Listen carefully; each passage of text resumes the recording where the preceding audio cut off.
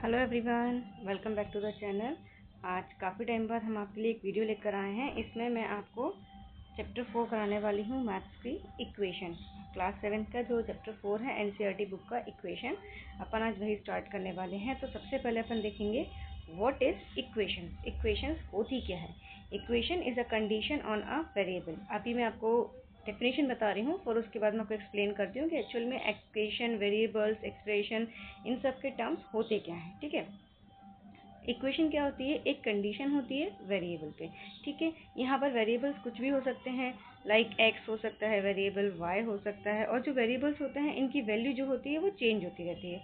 ठीक है, तो वेरिएबल मतलब ऐसे एक्सप्रेशन, ऐसे मतलब टर्म्स जिसकी वैल्यूज जो होती हैं वो चेंज होती रहती हैं। ठीक है, जैसे अपन आगे बढ़ते हैं, variable take on different numerical value. जो वेरिएबल होते हैं इनकी वैल्यू कभी फिक्स नहीं होती है, और जो होती है इनकी वैल्यू फिक्स नहीं होती, और इनकी डिफरेंट न्यूमेरिकल वैल्यू हम यहाँ पर ले सकते हैं। यूजुअली हम वेरिएबल्स को जो है वो डिनोट करते हैं किससे, अल्फ़ाबेट से, जैसे कि एक्स, वाई, जेड, ये सब एक्सेट्रा।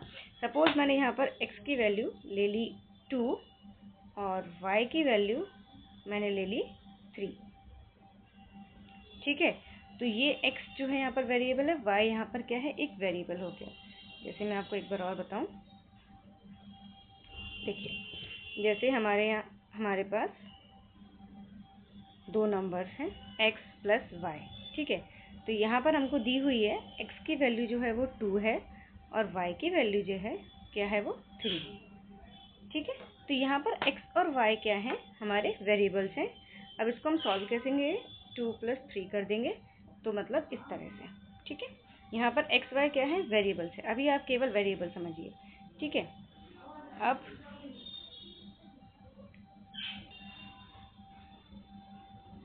ठीक है, चलिए अब क्या है यहाँ पर x प्लस वाई क्या हो गया, x प्लस वाई क्या है, हमारा एक एक्सप्रेशन है। मतलब हम जब दो वेरिएबल्स को कंबाइन कर देंगे और उनके बीच में कुछ लगा देंगे, एडिशन, सब्ट्रैक्शन, मल्टीप्लिकेशन, डिवीजन, तो वो क्या बन जाता है, हमारा एक एक्सप्रेशन। ठीक है, और ये जो आ गया हमारा वेरिएबल्स, और इन सबको जब कंबाइन करके हम इक्वल टू का साइन भी लगाते हैं तो ये हमारी हो जाती है equation.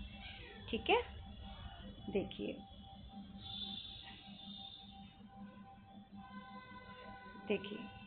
This is our equation, x plus y is equals to 6। ये क्या हो गई, हमारी एक इक्वेशन। सपोज मैंने ले लिया यहाँ पे y प्लस जेड, दो वेरिएबल्स ले लिए और इनका मैंने कुछ भी एक दे दिया, ये क्या हो गई, हमारी इक्वेशन। सपोज मैंने x माइनस वाई ले लिया, वैल्यू दे दी मैंने यहाँ पे 2, तो ये क्या हो गई, हमारी इक्वेशन। ठीक है, जब हम इन सबको कंबाइन कर देते हैं तो ये सब क्या हो जाती है, हमारी इक्वेशन। आई होप आपको क्लियर हो गया होगा इक्वेशन क्या होती है। ठीक है, अब हम चलते हैं नेक्स्ट स्लाइड पे। देखिए इसमें क्या बोल रहा है वो आपको, right the following statements in the form of equation. मतलब आपको स्टेटमेंट दी हुई है, आपको इक्वेशन के फॉर्म में उनको लिखना है। सबसे पहले दिया है the sum of 3 times x and 11 is 32। Sum of 3 times, देखिए सबसे पहले हम पढ़ेंगे सम। देखिए सम ऑफ 3 टाइम्स, सम मतलब प्लस, 3 टाइम्स मतलब ये। ठीक है, sum of 3 times x and 11 मतलब sum of 3 times of x and 11, और जहाँ पर इज लगा होता है उसका मतलब होता है इक्वल टू, और इक्वल टू में क्या दिया है, 32। तो देखिए आप इस तरह से लिख सकते हैं। सबसे पहले स्टेटमेंट पढ़िए, 3 टाइम्स x मतलब हो गया 3x, सम लगा दिया हमने, 3x के संग 11 प्लस कर दिया, और इस जो लिखा हुआ है यहाँ पे इसका मतलब होता है 32। तो हमारी जो फाइनल बनकर आई है, वो ये आई है बन के। ठीक है, 3x प्लस 11 32। प्रैक्टिस करेंगे तो ये चीज़ें क्लियर हो जाएंगी। ठीक है, नेक्स्ट में क्या बोल रहा है, इफ़ यू सब्ट्रैक्ट, मतलब अगर आप सब्ट्रैक्ट करते हैं, क्या सब्ट्रैक्ट करते हैं, 5।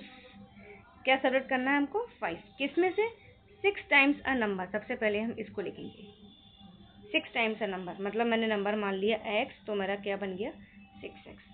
यहाँ z लिया है, अपन x y z वेरिएबल है, कुछ भी ले सकते हैं। ठीक है, 6 टाइम्स अ नंबर मैंने ले लिया 6x। क्या सब्ट्रैक्ट करना है, फ्रॉम, मतलब कि 6x में से, फ्रॉम मतलब माइनस, क्या माइनस करना है हमको, 5। देखिए ठीक है, यू गेट लिखा हो या फिर इक्वल टू लिखा हो, इन सब का मतलब होता है इक्वल टू, मतलब इज लिखा हो, इन सब का मतलब होता है ये। देखिए हमारी फाइनल बनकर ये आ गई 6z - 5 = 7। ठीक, चलिए हम चलते हैं नेक्स्ट पेज पे। थर्ड एग्जाम्पल देखते हैं। देखिए थर्ड में क्या दिया है, 1/4 of m, sorry 1/4 of m मतलब 1/4, अपन जानते हैं 1/4 ऑफ m, ऑफ का मतलब होता है मल्टीप्लाई, m मतलब m, 1/4 of m is 3 more than, मतलब इज लगा है, इज जहाँ पर लिखा हो वहाँ सिंपल आप इक्वल टू का साइन लगा दो, मोर देन का मतलब होता है यहाँ पे प्लस, तो इसके संग हम प्लस कर देंगे 7। देखिए कुछ इस तरह की स्टेटमेंट बन जाएगी, मैं आपको दिखाती हूँ। अभी ये देखिए equation will be this, m/4 1/4 लिखो या m/4 लिखो, बात एक ही है, मोर देन 7, मोर देन लिखा है इसलिए अब माइनस किया, ठीक है सॉरी, ये प्लस नहीं आएगा माइनस आएगा, हाँ 1/4 ऑफ m मोर देन मतलब ये चीज़ ज़्यादा है इसलिए हम इसमें से 7 माइनस कर देंगे और जो हमारा आंसर आएगा वो 3 आएगा। ठीक है, ये हो जाएगा हमारा। नेक्स्ट फोर्थ वाले में वो क्या बोल रहा है आपसे, 1/3 ऑफ अ नंबर मतलब 1/3 ऑफ मतलब मल्टीप्लाई, नंबर हमने ले लिया यहाँ पे x y z कुछ भी ले सकते हैं आप, यहाँ n ले रहे हैं कुछ भी ले लीजिए, नो इशू। ठीक है, और हमने ले लिया 1/3 ऑफ अ नंबर